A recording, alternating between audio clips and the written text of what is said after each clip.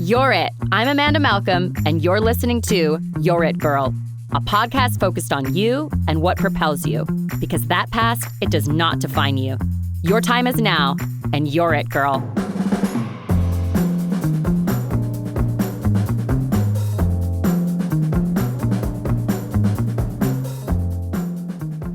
Hello, everybody, and welcome back to, I think this is episode 10 now of You're It, Girl. And today we have two guests. This is the first time that we've had two people on the podcast. There'll be three of us speaking. So if you're just listening to the audio version, I think you'll be able to tell the difference about who is talking. And I'll share the story of how we met, but we have a unique story today. One, unique in the context of it in general, and then unique because it's going to be told in two different perspectives, and they will explain. So my guests today are Shokouh and Saba. And if you two would just both briefly kind of share a little bit about yourselves and who you are, whoever wants to go first. Awesome. Yeah, I'll go first. Okay. Introduce yourself and tell us a little bit about you. I'm Saba. I'm a spiritual guide, certified sound healer, and facilitator of ecstatic dance and music journeys. I'm all about self-expression and getting women to be more comfortable with themselves and open up into their authentic truth. And that all stems from my own wounding and my own trauma within self-expression and my own story. And dancing has always been such a passion of mine. Yeah. I just feel so blessed that I get to take that with me into my adulthood and share that with people and get people to heal from those modalities too. Other than that, I'm married. I have two cute little dogs that I love. Yeah. And have lived here for about 15 years. I love to travel all around the world. We could talk about that forever. Yes, I love it so much. And yeah. I actually didn't know some of that about you as far as what you do for a living, for your profession. And this actually makes sense now we've only met a couple of times, but you have this sort of aura and free-spirited way about you. And so that actually makes perfect sense. Yeah, yes. All about free flow movement. You can feel it, right? As your sister, I bet you can feel that. Yeah, that feminine. Yes. I love that. Yeah, so my name is Shokouh, and I think I'm going to give you guys a little background story here. I'm Saba's older sister, and we both actually come from corporate backgrounds. I quit my job about 6 years ago, and I actually went and got my real estate license. I worked in real estate for 4 years, and then Saba and I kind of came together and founded Evalor. Evalor is a crystal bracelet brand with the intention to empower women to go after their dreams. We did that for another 4 years, and then one day Saba sat us down and said, "You've been known as the Evalor sisters for so long. We need to take a break and kind of explore who we are on an individual basis." And at first I was terrified. Now I think it probably was the best thing that happened to us because we had systems and things set up in the business that we could kind of take a step back and explore ourselves. And that's what we did. And she is doing what she does now. And I'm actually currently a student of hypnotherapy, clinical hypnotherapy. And my intention is to help women overcome their insecurities and fears and to overall learn to take care of themselves and to put themselves first. Hypnotherapy is a great modality that can help you create that conscious, subconscious misalignment that is so needed to create change in behaviors and in belief systems. I didn't know that about you either. Yeah. You see all these things we discover. So many talents. Yes, so many talents. We were talking about how we met and I heard your story the first time and then we didn't even go that. Isn't that interesting? Like we didn't even go that direction. What do you actually do? So I'm so glad that we talked about it now. Yes, yeah, I'm so glad that you shared it now. Now I know that would actually be a really interesting topic to talk about at a different time. The previous guests that I had on, we were talking about a lot of different healing modalities. So both of those things really do relate. I find it so funny every time I do this, that whenever I do a new episode, there's something that sort of comes up that brings the past one in. So interesting. It's so interesting. Yes. Or for the next one, I keep going, what are we going to talk about the next time? And so many people have told me, as soon as you sit down and as soon as you start going with the podcast, it's just going to take this direction. And so every time then there's something, that's why you saw me jotting down some notes. I'm like, oh, maybe this is actually. Well, people are so multifaceted. And when you start peeling off those layers, I feel like more and more kind of reveals itself. Absolutely. And we had to find safety in realizing that it's okay to be so multidimensional. Because we're so taught that, you have to have this one career and you got to go for it and you got to do that for the rest of your life. Even as children, like, what do you want to do for the rest of your life? And, we even went to school for something completely different. Yeah. And every time we started something new, something else kind of revealed itself. Itself and came out of that. And I agree. Yeah, especially growing up with immigrant parents, like we're immigrants, and immigrants that like come to the US, they're kind of chasing that American dream and they want something better for their kids. So it's like, you have to go to college, you have to have a corporate career, like that's the only way to go. But it's been a long journey for us to realize that no, we can be more than that. Yes. There's more than just that corporate career but our parents do think like that's like, this will be secure, right? Yes. And it's because they didn't have that. Right. Which makes sense, which is going to lead us into then a little bit of your story. But first, we'll share a little bit of how we met. This is really fascinating to me. So I'm in real estate. You both know that. Everybody knows that now, I think. And I was at a real estate conference. They do this conference every year, the Women of Strength conference. And on the stage are these two beautiful women sharing this story that was so captivating. And sometimes they have speakers that every story is always captivating. But this particular one, I mean, every eye in there was glued to you both. One, you presented it so eloquently and so beautifully. But two, the story is just, I think, one that not many that are born in America or in the US actually think about. And if you've done a fair amount of travel, maybe you've seen some of these things, but it's so different living in it. And then what your family overcame, how you came to the US, I think it blew everybody's mind, the way that the story in general, and then the way that you told it. So I saw you there. And then we ended up together at this I Start First Summit, which I spoke at. This is the first time I shared this story that I'd shared on the podcast in a public setting, right, with other people. And you and I randomly ended up talking to each other. We did this. What was it that we were doing? Right. She said, just stand up, turn around, and find somebody that you haven't met yet and talk to, and just talk about a challenge you have. Yes. And so we connected that way. And then at the end, I mean, I didn't know you. I didn't know you, and I didn't recognize you either. We kept looking at I kept looking at you going, gosh, I feel like this girl looks so familiar somehow. You wouldn't have obviously recognized me because you spoke in front of, how many people was that? 350 people. It was pretty chaotic afterwards. They told you it was going to be how many? Oh, she said 350, but she did. At first I thought it was 150. So then when she told me it was 350, I was like, whoa, that's like... Feels different in your head. Yes. Yeah. Feels very different. And that stage is like elevated too. You're in a big room. There's all these round tables. Like it's dark. There's lots of lights. Well, neither of you seemed nervous at all. Right before we went on, I thought my heart was going to beat out of my chest. Yeah. Like I was having like a mild panic attack. Oh my goodness. Well, but it's so interesting that once you step on that stage, it all just like melts away. Yeah. And you just like get into this groove, and then it just, you're doing this for such a bigger purpose. Mm-hmm. In that moment too, like we truly were there sharing the voices of so many other people whose voices. Yeah, I kept thinking, if women can stand up and lead a revolution, I can get up on a stage and talk. I love that. Well, that's exactly how That's really truly how it translated. I was mesmerized. I posted a bunch of stuff about it on my social media. And so then when we were at I Start First Summit and I met you both and you told me you had just spoken at that, I was blown away.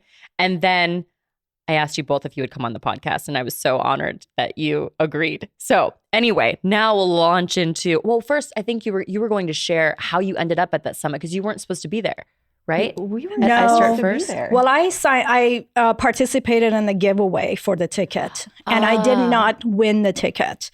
But a few days later, she messaged me and said, "Hey, the person who won the ticket couldn't make it. Do you want to come?" And then she messaged me, and I also hadn't won the ticket, but she brought me as a guest. That's So amazing. it was just meant to be that we It were was. supposed to be there for whatever reason. We were whether it supposed was, to be yeah, there. and Yes, we were exactly. supposed to meet. So I'm so glad that we did. Yeah. I'm so glad that we Yeah. did. So now we're going to the big moment of sharing the story. And I don't know how you both planned on sharing, if you're going to go one, the other, interject. haven't planned. But you haven't planned. We're just going to go with it. Yeah. We're going to Yeah. go with it. So let's do it. So I guess I can start. Saba and I both were born in Iran. And I was born during a very politically charged time in the country. There was a major war going on that was lasted actually 10 years. And when I was 2 years old, our father got arrested for being a political activist and fighting for freedom and human rights in the country. So as you can imagine, that was 5 years of complete chaos. Like I said, war. We basically were raised by our grandparents because our mom became a single mom overnight, and she had to go to work to feed us. And so all of those memories, plus at the end of the 5 years, the government, and I don't know how much your listeners know about the history in Iran. If you don't know, maybe go look it up. But there was a revolution that happened in 1979 that changed the political system in Iran from monarchy to a religious dictatorship. That's when our parents started, questioning things, and our father became a political activist. And he was in prison with his younger brother. And they also had arrested his niece and his nephews. They all were 14 family members. And at the end of the 5 years, the government basically said, we don't accept opposition or any other viewpoints. And they decided to mass execute political prisoners, and they killed 50,000 political prisoners, including 14 of our family members. So it was a completely tragic time in our lives. And at that time, I was 7 years old. So as you can imagine, it was complete chaos, plus my dad being gone basically for 5 years. So Did you remember him? Because you were very young when you went we visited him. Oh, you could visit. Yeah. So I have those memories of visiting Behind him the in glass. prison behind the plexiglass. For 5 years, our mom would drive us to prison every weekend. And I remember stopping on the side of the road to pick some wildflowers for him. Yeah, it was not a fun time. And when he got out of prison, as you can imagine, like mentally, physically, he just wasn't the same. He was subjected to extreme torture in prison, and they had tortured his family members basically in front of him to get him to talk. Horrific. And he was the only one who survived from his family. So it took a few years. My parents always talked about leaving the country because it just, as you can imagine, wasn't the same. There was extreme fear going on. And the oppression was just deafening, or, it was just so extreme, especially towards women. As a woman in Iran, they basically tell you that because you're a woman, you're not capable. Because you're a woman, you're not worth as much. Because you're a woman, you should be ashamed of yourself and your body. So growing up in that environment was extremely oppressive and disempowering. And so our parents decided to leave the country. And at the time, a few of our father's brothers were already in Germany. They had moved to Europe. And so we decided that was the next step. So our father and our older sister left to kind of basically pave the way for us. And my mom, Saba, and I basically were left behind.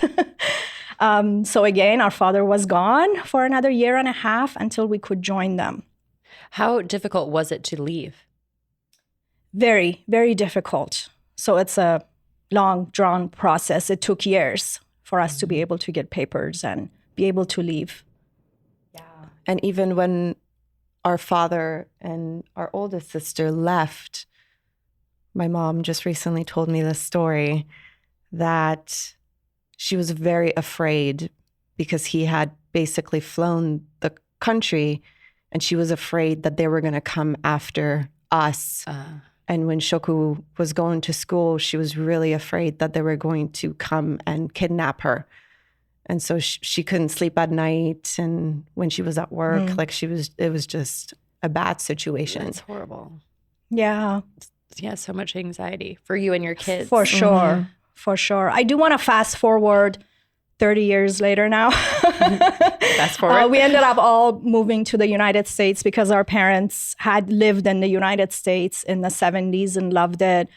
And their dream was to always come back. So we ended up all coming back here to the US. And the resistance in Iran actually had continued over the years, although not as strong because the government was holding people basically hostage in the country. And anytime that there was any sort of uprising, they would just, shut it down.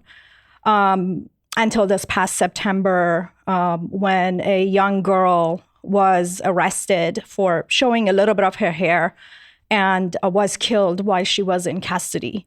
And that led to a massive uprising in the country, and women all stood up, basically an entire generation stood up to fight for their freedom and for their human rights. This is the story that you shared at the Women of Strength Summit. So wasn't she just walking down the street? She was just walking, minding her own business. She was on vacation. Will you just elaborate a little bit on that story of what happened? If anyone doesn't know. A lot of you may have probably already seen it in the news, but her name was Mahsa Amini, and her name actually became a symbol for this revolution. And she was a Kurdish Iranian girl. The Kurds in Iran are extremely oppressed. Any type of minority and anybody who exercises any other religion than Islam is extremely oppressed. And so she was on vacation visiting her brother. And as she was walking, she was approached and they arrested her for showing her hair. And then she was beaten while she was in custody. She went into a coma. And while she was at the hospital on ventilators, there were two journalists, two female journalists that decided to take a picture of her body in the hospital. And she ends up passing away. And the journalist released a picture on Twitter. And that created that ripple effect of the uprising. And the uprising is called Woman, Life, Freedom. Men eventually ended up joining this uprising, and it turned into a revolution, and it's still going on. Goodness. Yeah. That's such an extreme story. And actually, another one of our family members just recently. Yeah, and we had away. Actually one of our father's cousins who was attending the funeral of a girl who was killed during protests. He was attending her funeral, and the government basically cracked down, and they ended up arresting a ton of people, and they also arrested him. His family did not know where he was for months. For months, they didn't tell him where he was. And at the end of, I think 4 or 5 months had passed, they told them that he was in the hospital and they can come and get him. But they had tortured him so much that you couldn't even recognize him. And this is just recently. Yeah. This is very recent. Like maybe 2 months? 3 months ago. Yeah. And he ended up dying And then of our oldest the sister injuries. saw it on Instagram on one of the pages. Yeah, we didn't even know. We had no idea. She ended up seeing his picture on an Instagram account that was posting about, people that have been arrested or died during the revolution. And she recognized the name and said, I think he's our cousin. Oh my goodness. So she ended up telling her dad, and he called back home and they confirmed. That's horrible. Yeah. How many? You still have quite an extended family back in Iran. Oh, yeah. Then. You do. Yeah. All family, pretty much. Yeah, we have a few uncles in Germany, but It was just my mom, my dad, and then us really that left. So after we left, we had some of my dad's family in Germany, but once we were here,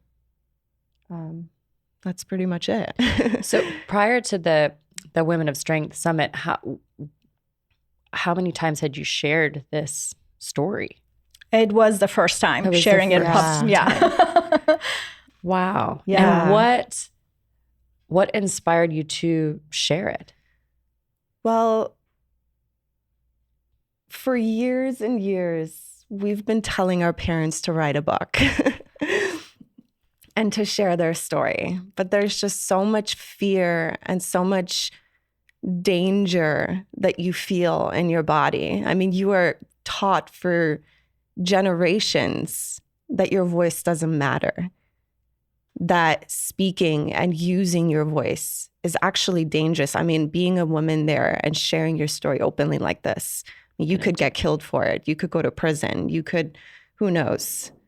And so that doesn't come natural to us. And even after years and years of being outside of the country, it's still, that's so ingrained in our subconscious, in our nervous system, to feel this type of danger. And it took a lot of courage, a lot of healing work to get ourselves to show up in that way. And plus the fear of putting potentially family members back home in danger. Which after the event, I was like riding this high and then I rode up super low. And I think one night I woke up, I had this nightmare and I woke up and I was like, oh, what if I told my story up on the stage and now our family members will be in danger? Like it was a real fear. I had to see a therapist for that. You know what's, I mean, this is so different than my story, but when you do share, you do ride this high for a little bit. It resonated with me when you said that. And then there is an extreme low that does follow. Yeah. And I couldn't imagine what it would even be like to then be terrified. My low was more, it did have to do with, family and how they had reacted, but more so from just purely an emotional and, mental perspective, but then also to have truly a real live fear of something that actually could happen. I couldn't imagine how that would feel. Yeah. One thing I have learned throughout the years is that the feeling of safety is inside. I can choose to, listen to something and feel afraid or see something and feel afraid. But at the end of the day, we can draw that feeling of safety within ourselves. It's not an easy thing to do, but yeah. How did your parents react? They obviously knew you were going to share. What was their reaction to one, knowing that you were going to share, and then afterwards, once you did? I think they were very proud. Yeah, they hadn't heard our speech. Yeah. They didn't know what we were going to talk about. Were they there? You said our mom was there. Our mom was there, and our oldest sister was there. Yeah, and I asked my mom because I think you had sent the video to Dad, and I asked Mom later, like, how did Dad like it? And she said he watched it like 10 times and he cried the whole time. I'm gonna cry.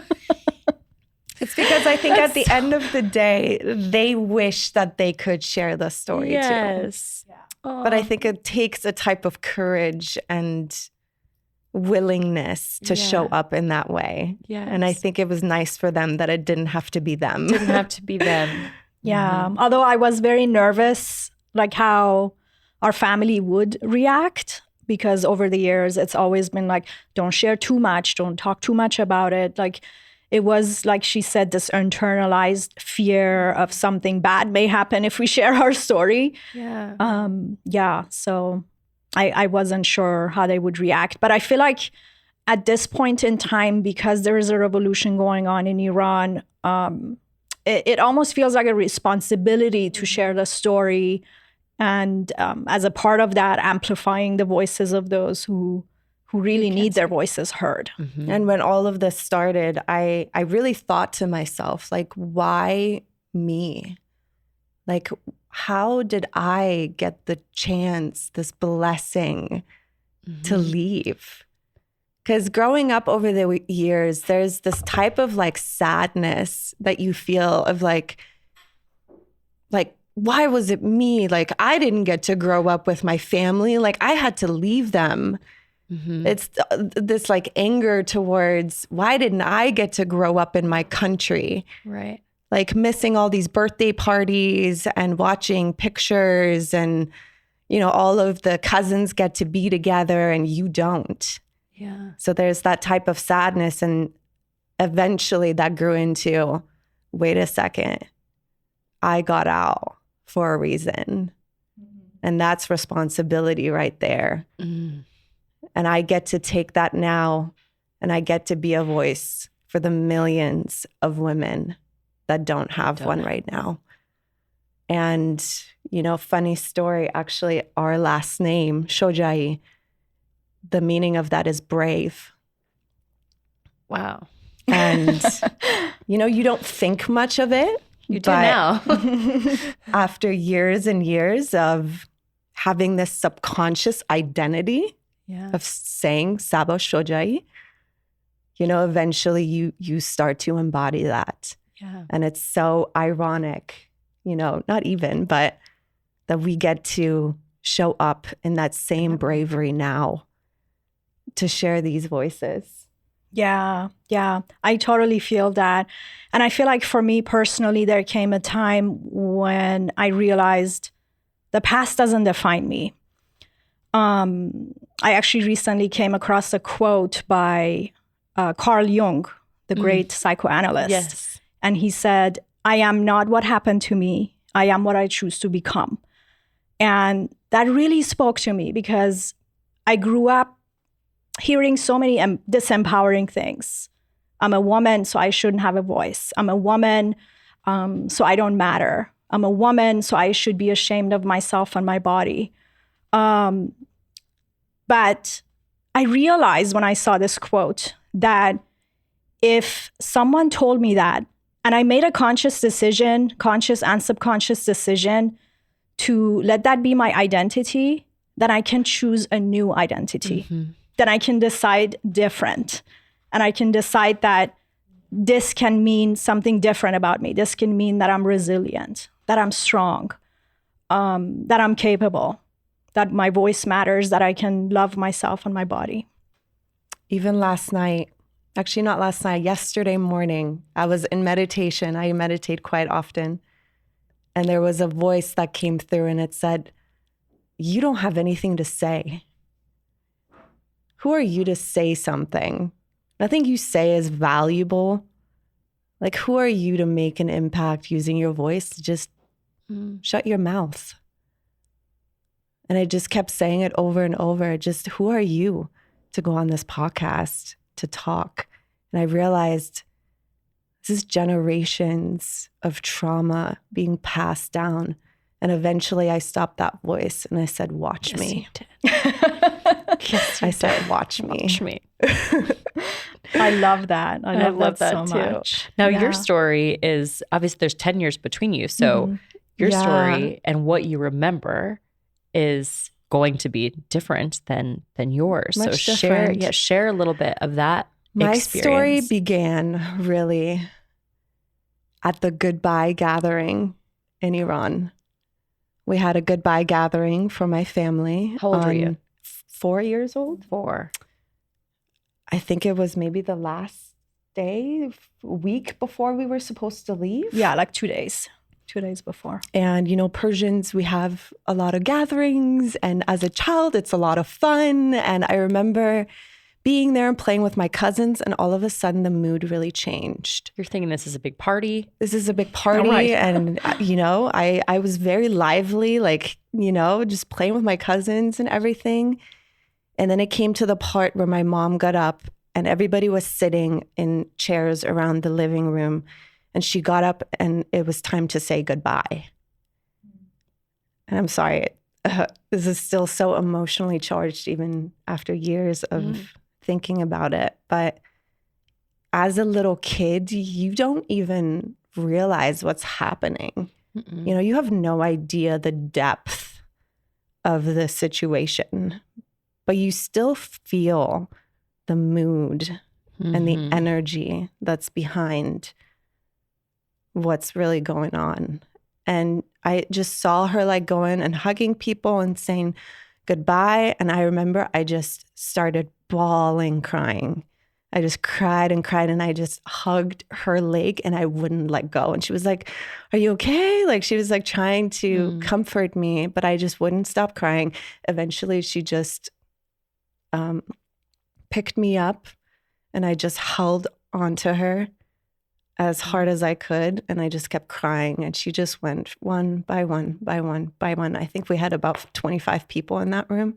Wow. Saying goodbye. And I definitely felt the sadness of any immigrant story, really. It's not just us, any immigrant story of having to leave your loved ones, your family behind. And knowing that life would never be the same. And because the reality of going back is... Not for us, it wasn't. You can't go back. I mean, there are plenty of Iranians that leave the country and go back and forth, but because of the history that we had on our father being a political activist, it just wasn't safe. Yeah. Wasn't an option for us.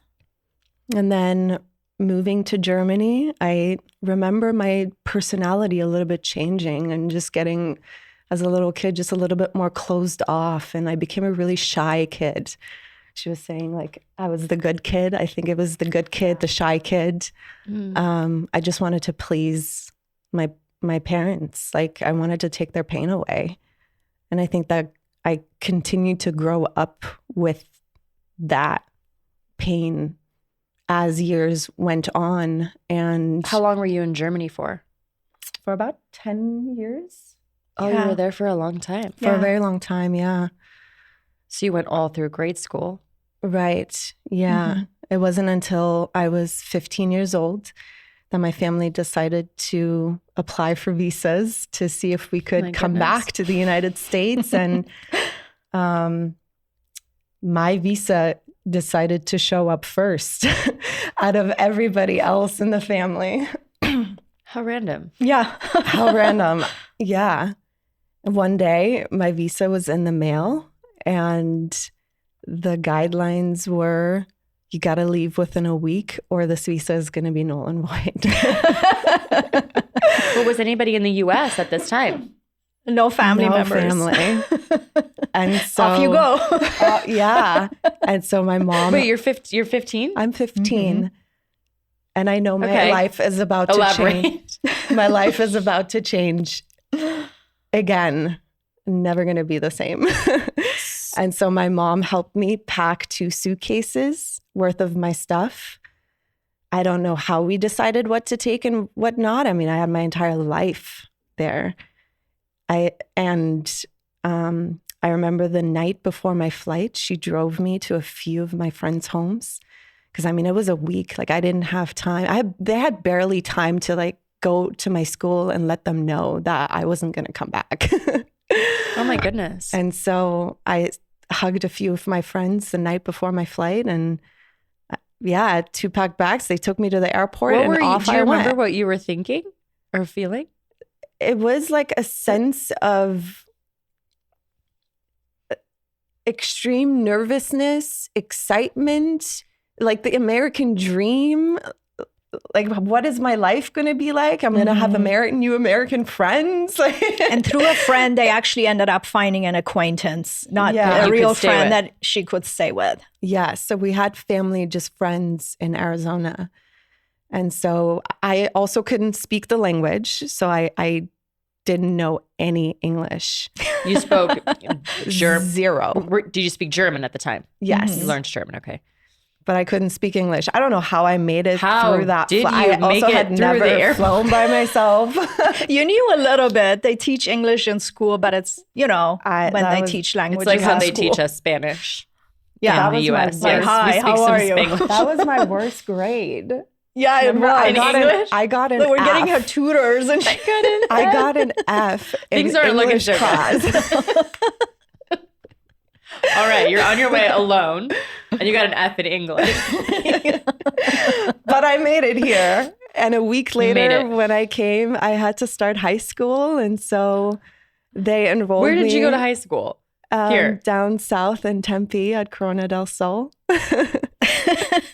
Oh my goodness. So they enrolled me in ESL. So I took ESL for about a year. But it was very difficult being here, like having to just navigate a completely new life and just needing to fit in. Like at that age, That would be going a into horrible high time. school, there's no part of you It's that horrible. wants to stand out. Yeah, I have the similar And you story. do. You're in high school and you don't speak English. Yeah, So, it was you basically stand out. a similar story for me when we moved from Iran to Germany, and I was 14. I was about the same age as you. Yes, and you didn't know I German. did not speak German. It was the worst time.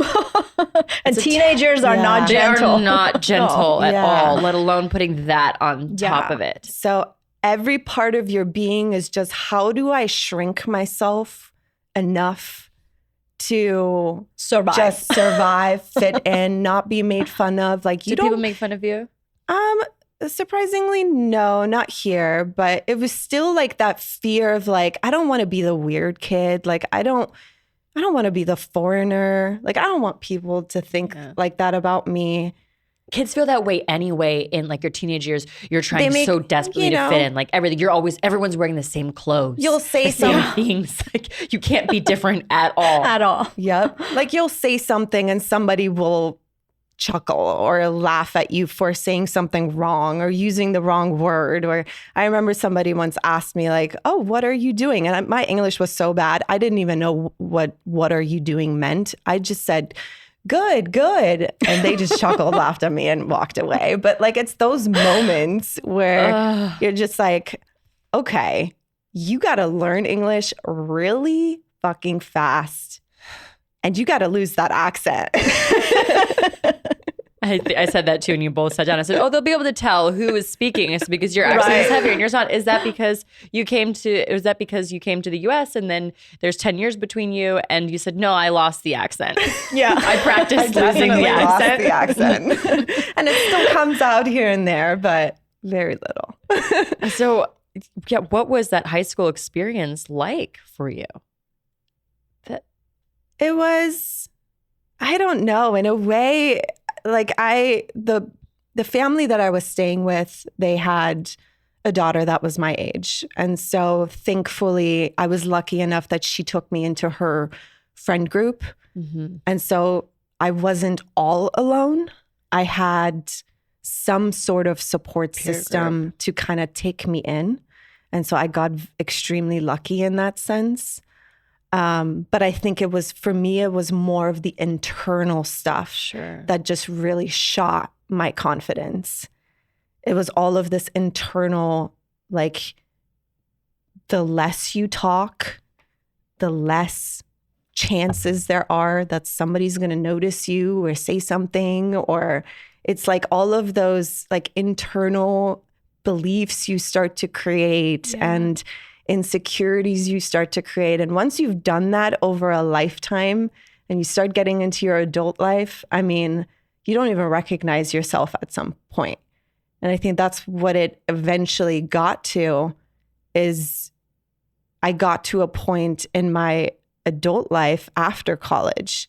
I was just like, who the hell are you? Like, I don't even recognize who was underneath all of this. Like from the childhood to being in Germany, wanting to fit in there, not knowing the language there, and then coming into the US, having to redo all of that, losing yourself a little bit more. Each time. I was like, who are you? And I had completely lost my like security in my voice. I mean, I've felt so insecure about speaking and expressing myself through speech. Like even at my corporate job, like I would have so much anxiety. Like it felt like I had a brick in my throat. That's what years and years of just trauma around really being taught that you are not supposed to speak. Would you say that ending up speaking in front of that many people was healing for you in a way? Yeah. It took these past few years healing all of that and then getting to be on that stage and also being on this podcast and so many other things. I don't think I've talked this much publicly. I'm so proud of you. In my whole life. I'm so proud of you. But yes, it feels so liberating to get this voice back. And then knowing that you're doing it for something so much greater. There's just this sense of responsibility that you feel. That like you're not just doing this for yourself. You're doing this for the millions of women who are in that situation and they did not get the chance to leave and get the chance to heal all of this stuff. How empowering. That makes you want to use your voice even more. And I also came to realize it's truly in the moments, in your moments of powerlessness, that your true power is born. I love that. It's not, power doesn't just come out of nothing. You don't just wake up one day and realize that you're powerful. It's in your moments. It's in the lowest moments. When you're depressed, when you feel like there's no way forward.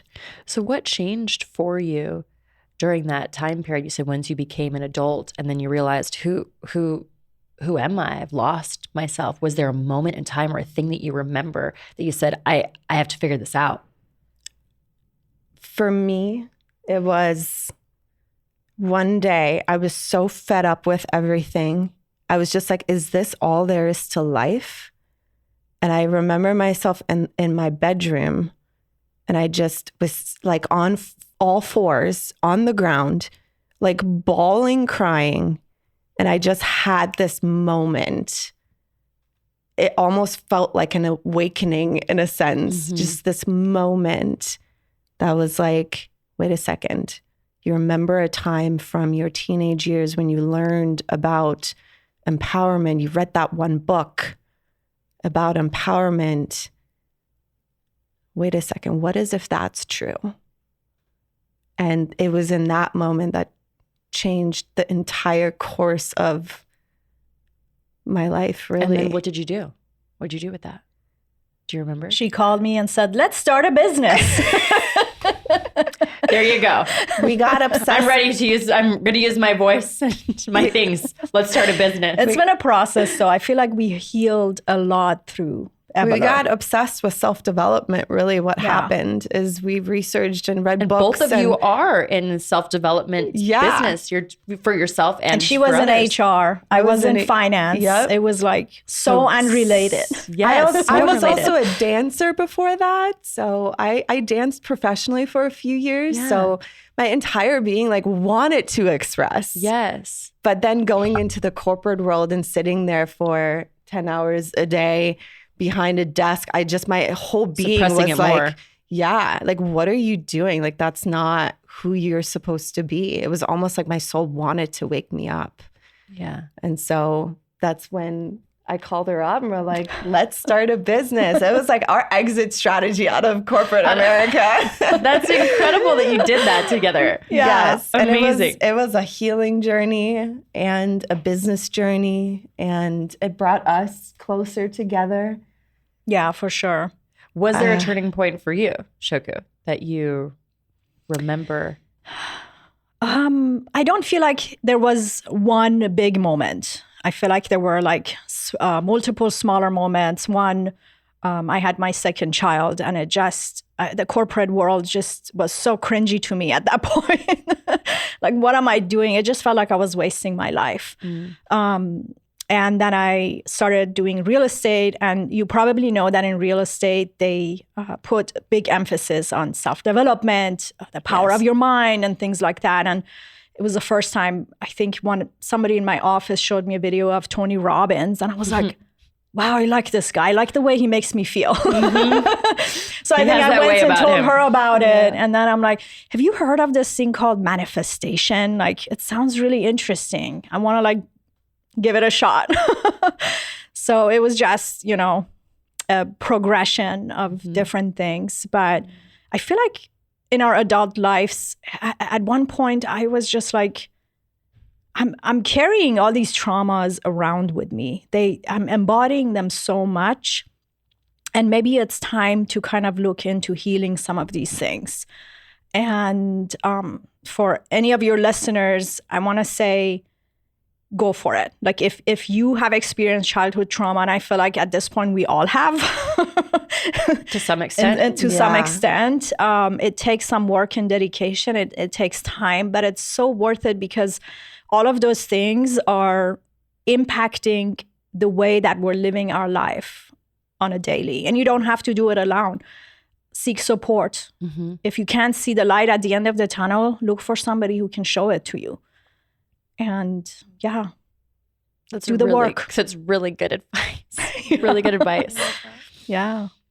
Now, what is next for you both? I feel like now you've been in your story and just in general and what you've been through and where you've been and the places that you've lived and the experiences that you've had, and then being in the corporate world and then starting your own business as entrepreneurs and finding your voice and speaking on this topic. That's already so many things in such a short time. So I don't even know if what next is even, if you can even ask that, but do you have, obviously you've shared your passions, but do you have a what's next for you in your mind of where you want to go, what you want to do? What's next? Are you there? Yeah. Are you living it right now? It's still never there. Evolving. It's still evolving for me. Yeah. But I feel that every day I'm embodying who I really want to be and what I want to do and how I want to serve people just a little bit more. And I love that I finally came to accept that I get to take my passions of dance with me into my adult life and also create a career out of it. And I'm excited. I've started facilitating ecstatic dance and movement and music journeys to get people to open themselves up. I feel so passionate about self-expression just from my own journey. And I think that when you have those types of woundings for yourself, you understand what it feels like to walk that path. Yeah. And it makes it so much more powerful to help others who may also be walking that path. And her events are absolutely amazing, by the way. Yeah. She has one coming up tomorrow. Do you have one coming up? Please share. And how do we find you also? It's actually, what's today? Thursday? Tomorrow's Friday. It's actually tomorrow. It's tomorrow. And there's another one in June 16th. It's a Friday. And then every month after that. Where do you host them? At Abundance Space in Scottsdale. Amazing space. Tomorrow at 6, right? And I'm very blessed. I get to do this, co-facilitate this with my husband, Joel, who DJs all of the music, and he puts together really amazing. That's so amazing that you get to do that together. Yes. And we get to bring people in. And what I really teach people is to open up their bodies. I truly feel that how we choose to live in our bodies, how secure we are in our bodies is a direct reflection of how we choose to show up in every other area of our life. And so many of us just feel so uncomfortable in this self-expression portion. You know what's really interesting that you say is the very last podcast that we did was with a gal named Claire Spencer. She works for a company called Fit for Service, and they do motivational events and coaching. And they had talked about one of the things that they do that it's most uncomfortable for people. The whole purpose of these events is for people to look inward for answers and work through trauma. But one of the most expressive ways to be able to do that is through dance and using your voice by just singing. And oftentimes we do suppress that. And so what they do is they put all these people in a room and they just have them dance in front of each other or sing a crazy song. And at first, how closed off people are. And then at the end, once they're actually able to do that, how free they feel. Yes. Yeah, so liberating. So much freedom, and it activates your life force energy, and it just gives you this energy that you've never been able to feel before. Especially if you carry the trauma in your body. And it's a natural healing modality. It is. It's free flow movement. Anybody can do it. You no dance experience required. I truly believe that if you have a body, you were born to dance. And if people just danced a little bit more, my husband came to one. Oh, really? So do you have an Instagram that people can find those events on? I do. It's just my Instagram. I am Saba Shojai. And I post them on my Instagram. And I invite anybody who even feels a glimmer of uncomfort to come. I would love to change your mind. I'm so passionate about it. I'm very excited. I can tell that you are. You're making me want to attend, and I will. I will bring some. My daughter has a dance recital tomorrow at 5:30 p.m. But in June, I will attend, and I will bring a couple of friends. I would love that. Who will enjoy this immensely. Yes. And you know what? I actually also get to use my voice during those sessions. So I do spoken word to heal my own traumas around using my voice. So it's a double win. That's beautiful. Yeah. What about for you, Shokouh? So I actually just started a new Instagram account, Healing Activated, sharing my own journey of overcoming my traumas. I'm currently in EMDR therapy, so I share kind of my experience. I was just talking about this too on the last podcast, saying that my friend was saying this is something maybe that would help. That she said maybe you should explore that. Here we are again. See? Continue. I'm sorry to interrupt you. I love that so much. And I like to share my own personal journey. And while I'm in school for hypnotherapy, as I learn, I'll just share tips and tricks. And my mission or my intention, I guess, is to help women feel empowered. To, if they have childhood trauma, to go and heal themselves. And to take that next step to overcome their fears, to overcome their insecurities. And I'm super excited for that space. And it's evolving, just like she said. It's evolving all the time. I'm so honored that you came on to share the story and then how this all came full circle. Not only did you share this story, but then also both of you and what you're doing and where your stories have taken you from a professional perspective, and now how you're healing yourself and others through what you're doing is amazing. And thank you so much. Yes, thank you for coming. Thank you for having us. This means so much. It means so much to me too. I'm so glad that we all met. Yeah, I agree. This was so fun. Thank you. Everybody, that is You're It Girl.